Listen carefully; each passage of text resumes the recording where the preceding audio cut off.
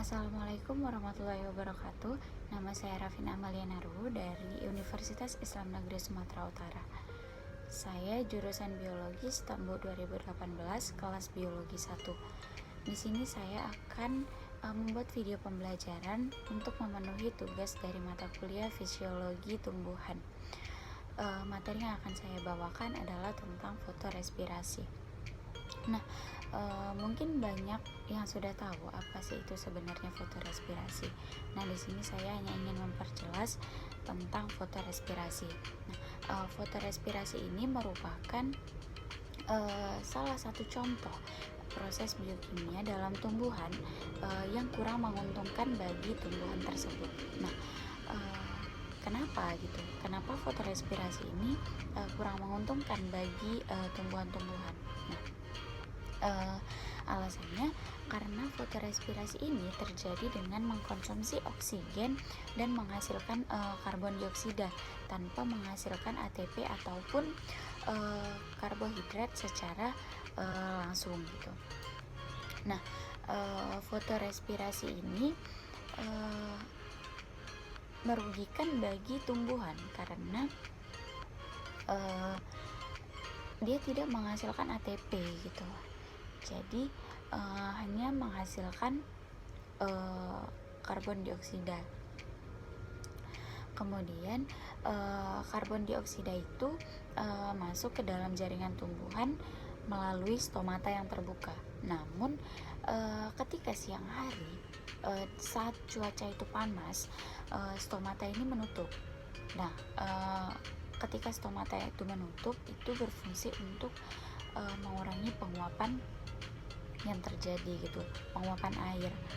Nah, menutupnya stomata itu mengakibatkan suplai dari karbon dioksida menuju jaringan daun itu terganggu, sehingga di dalam ruangan antarsel daun di ruang antarsel daun itu terjadi penurunan konsentrasi karbon dioksida.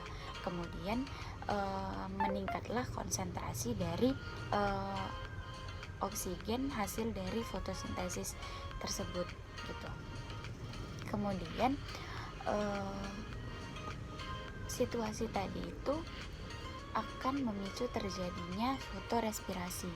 Nah, dalam keadaan normal, enzim yang namanya enzim Rubisco itu akan mengikat karbon dioksida, kemudian menggabungkannya dengan ribulosa bifosfat akan menjadikan trifosfogliserat. Nah, namun ketika terjadinya fotofosforilasi ini, enzim Rubisco tadi akan meningkatkan oksigen dan menjalani siklus Kelvin, kemudian menghasilkan molekul yang berkarbon 2. Nah, jadi peroksisom dan mitokondria itu akan memecah molekul yang berkarbon 2 itu dan melepaskan karbon dioksida gitu.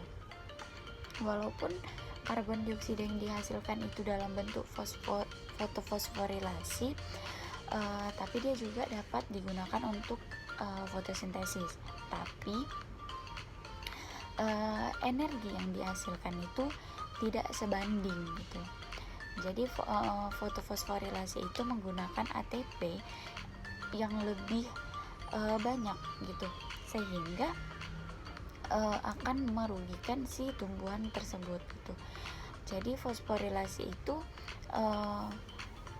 termasuk salah satu proses yang tidak menguntungkan bagi tumbuhan gitu. Contoh tumbuhan yang tidak yang mengalami fotofosforilasi ini, contohnya seperti padi, gandum, kedelai gitu. Nah, jadi singkatnya dari materi yang saya bawakan ini adalah fotorespirasi ini merupakan sejenis respirasi yang tidak menguntungkan bagi tumbuhan-tumbuhan gitu.